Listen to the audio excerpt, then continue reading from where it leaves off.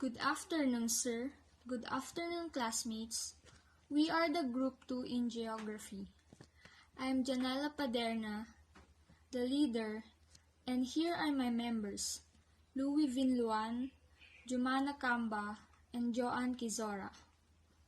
We are here to discuss to you about the Geography's 5 themes, which are the location, place, interaction, movement, and region. So let's start to location. Location answers the question, where is it? Location is the place where a particular point or object exists. It is an important term in geography and is usually considered more than precise place. In geography, location or place are used to denote a region, a point, line, or area on Earth's surface or elsewhere. There are 2 types of location: the absolute location and the relative location. First, absolute location describes the location of a place based on a fixed point on Earth. The most common way is to identify the location using coordinates such as latitude and longitude, or by the use of a street address when available. Absolute location can also be the name of the city, or region, or postal code, or a point is located in, although this is less precise than using coordinates or an address. In short, absolute location is an exact place on Earth. And we can find the exact place on Earth by using the 2 specific line types called latitude and longitude. For example, University of Eastern Pangasinan is located at MacArthur Highway, Canarvacanan, Binalonan, Pangasinan. Kung may magtatanong man sa inyo kung saan yung exact place ng campus na ito, mahahanap agad nila kasi sinabi mo yung exact place ng lugar. The second one is the relative location, refers to the position of a place or entity based on its location with respect to other locations. Relative location, unlike absolute location, is not a fixed reference. Relative location will therefore change based on the secondary location. In short, the position of a place depending on the other location. Nakadepende yung isang place sa katabing establishment niya. For example, University of Eastern Pangasinan is near at Jollibee, Binalonan. And with that relative location, it will change based on the secondary location. Yun nga, kagaya ng sabi ko kanina, magbabago yung isang place ng location based sa katabi niyang location, kung ano yung malapit sa location na yon. Let's proceed to place. Answers the question, what is there? What is it like? A place refers to the physical and human aspects of a location. It is associated with the name of a place, the description of the feature of the place, and the environmental conditions of the place. There are 2 characteristics of a place, which is human and physical characteristics.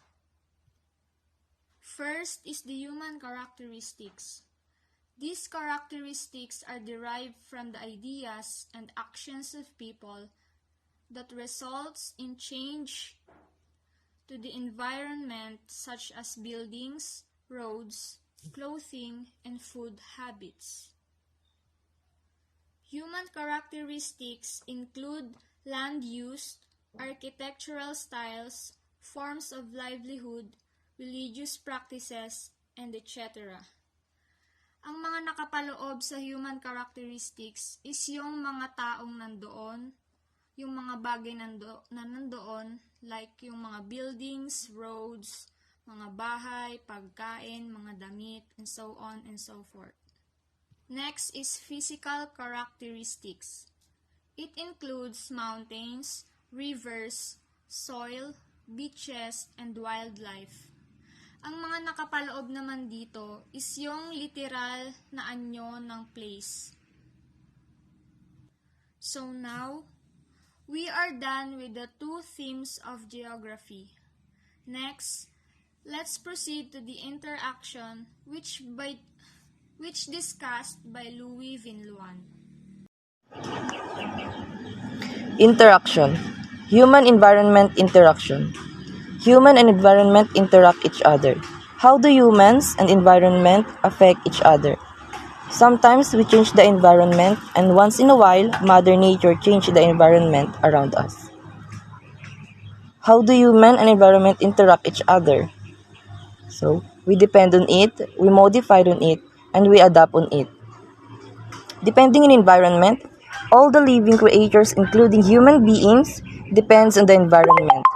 Human being, animals, air, water, soil, vegetation, minerals, etc. are found on the earth. Those are the primary or the main resources of the environment. Example, peoples are planting trees to improve our environment. Human modification of the earth. Humans have modified the physical of the environment by clearing land for agriculture or damming stream to store and divert waters. As we industrialize, we build factories, power plants, buildings, and etc. While these modifications directly impact farther away the interconnection of our environment in Earth system. Example, building factories is one of the most harmful to our environment, like it can pollute the air. Adaptation in environment. This study helps not only to fundamentally understand our evolution as a species, but also may have increasing relevance as genomics transform fields such as personalized medicine. Example, human genetic adaptation to climate is skin tone, which will likely evolve as an adaptation to ultraviolet radiation. Good day everyone, I am Jumana Kambam. I will discuss to you one of the next 5 themes of geography, which is movement. I think we are all familiar to the word movement. From the word itself, it is something to do with the transfer or progress, or in Filipino, paglipat or proseso, because it is a transmission of goods and services, meaning ito yung transmission o proseso ng mga bagay at serbisyo. It answers the question, how are places connected or linked? So why is it says that it will answer the question, how are places connected or linked? Humans define movement as the way people travel from place to place, circulate information, trade goods and services, and share ideas. The way in which food travels to a grocery store or how people travel from one place to another are both examples of movement. People interact with each other through movement. Humans occupy places unevenly on Earth because of the human environment, but because we are social beings. As human beings, we move people, goods, and ideas across the planet at will. The theme of movement examines this and is one of the most essential parts of geographical exploration. So why it is one of the most essential parts of geographical exploration? Because it deals with the examination of immigration, populations, and distributions in the regions and countries of the world. Not only do humans move, but also ideas and informations move. As for that, there are 3 types of movement for geography. First, the movement of people. Second, the movement of goods, imports and exports. Third, the movements of ideas. People interact with each other through movement. We interact other people around the world through travel, trade, and the movement of information through media like email and the news. Not only do humans move, but ideas move as well, like with fashions and fads around the world. To make you understand better what movement really is, I'll give you another examples. First, immigration from Latin America to US.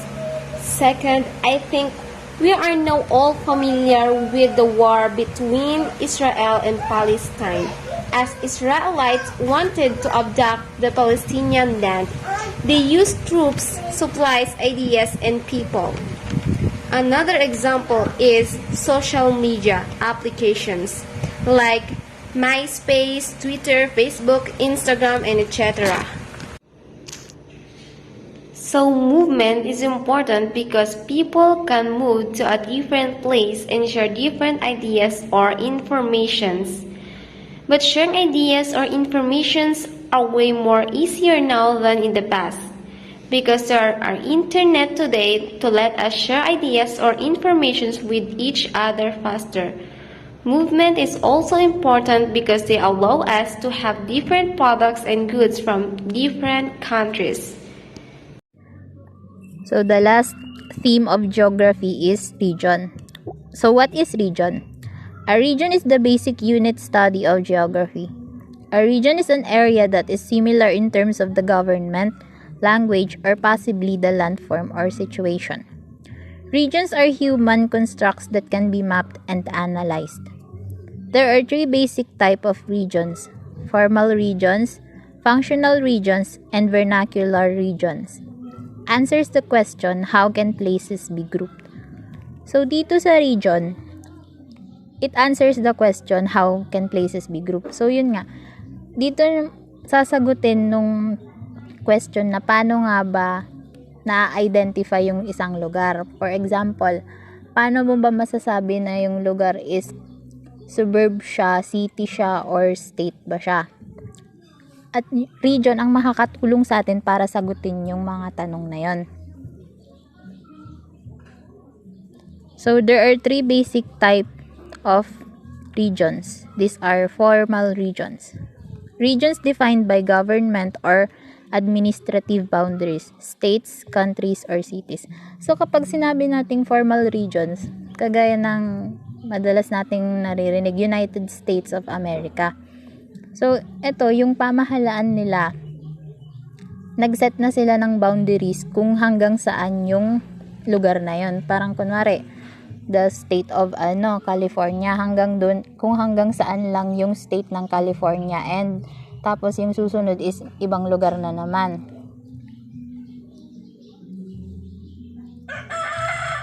And yung nag-set ng boundaries na yun is yung government ng lugar na yon. Functional regions. Regions defined by a function, news service area, cell phone, and coverage area.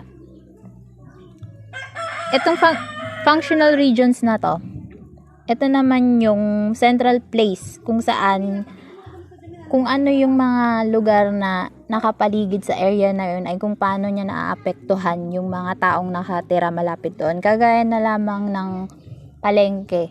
So, di ba kailangan nating mamalengke kasi kailangan nating bumili ng mga basic needs natin. So, yung palengking yun, nasa isang lugar siya. So, paano naaapektuhan ng palengke yung pamumuhay ng isang tao? Parang ganun. Vernacular regions. Regions defined by people's perception, Middle East, Southwest, etc. So, kapag sinabi nating vernacular regions, ito yung mga lugar na ano ba yung perception ng tao sa lugar na yon. Halimbawa ng vernacular region is Japan, 'di ba? Kilala ang Japan bilang the land of the rising sun. Yon, ganun. Yun yung vernacular regions. Other example is yung City of Love, which is Paris. Yun. That is called vernacular regions kasi ang perception ng mga tao about Paris is City of Love.